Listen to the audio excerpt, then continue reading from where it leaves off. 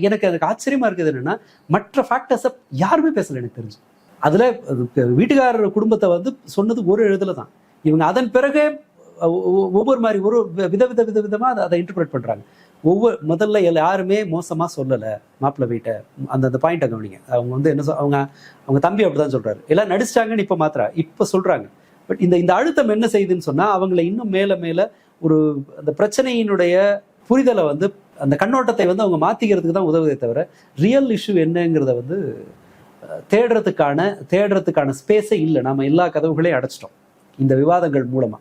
And அது ஒரு media கையில் இந்த மாதிரியான இந்த ஊடகங்கள் கையில் எடுக்குது அப்படிங்கும்போது அது ஒரு பண்டமா மாறிடுது. ஒரு என்டர்டைன்மெண்ட், கிட்டத்தட்ட ஒரு வேறு விதமான செய்தி சார்ந்த என்டர்டைன்மெண்ட்டா இது மாறுதுங்கும் போது, டெத் பான் ஒன்று பேசியிருந்தோம். ஒரு செய்திக்கு ஒரு எதிரி வேணும். ஸோ அந்த இடத்துல ஒரு எதிரி இருக்காங்க, போட்டுரும். ஒரே நாள்ல அவங்க அப்பா மாட்டினார் அடுத்த நாள்.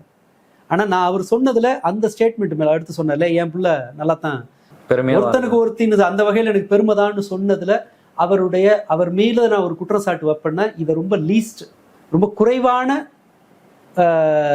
பாதிப்புடைய ஒரு ஸ்டேட்மெண்ட்னு சொல்லுவேன்.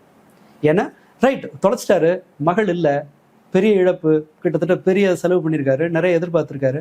ஒரு கட்டத்தில் தன்னோட மகளோட இழப்பை வந்து ஏதோ ஒரு வகையில் தன் பிள்ளையை நியாயப்படுத்தணும், ஏதோ ஒரு வகையில் தன்னை சமாதானப்படுத்திக்கணுங்கிறதுக்காக அவர் அந்த வார்த்தையை பயன்படுத்திருக்கலாம்.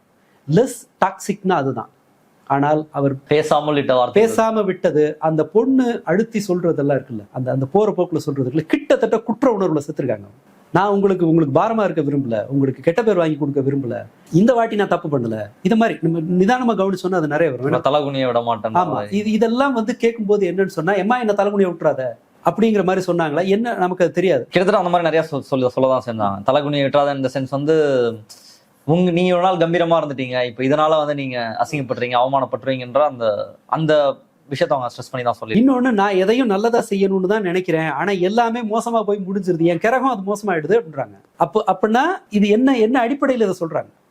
என்ன காரணங்கள்னால நான் எல்லாத்தையும் நல்லதா தான் பண்றேன், நல்ல இன்டென்ஷனோட தான் நான் பண்ண ஆரம்பிக்கிறேன், என் தலையெடுத்து இந்த மாதிரி முடிச்சிருது, தலையெடுத்து இந்த மாதிரி போயிடுதுன்னு சொல்றாங்க. ஃபர்ஸ்ட் இஷ்யூ கிடையாது. இது ஒரு முதல் இஷ்யூ இல்ல. தன்னால என் பெற்றோருக்கு அவமானம் நடக்குதுங்கிறது அந்த பொண்ணோட தொடர் கவலையா இருந்திருக்கு.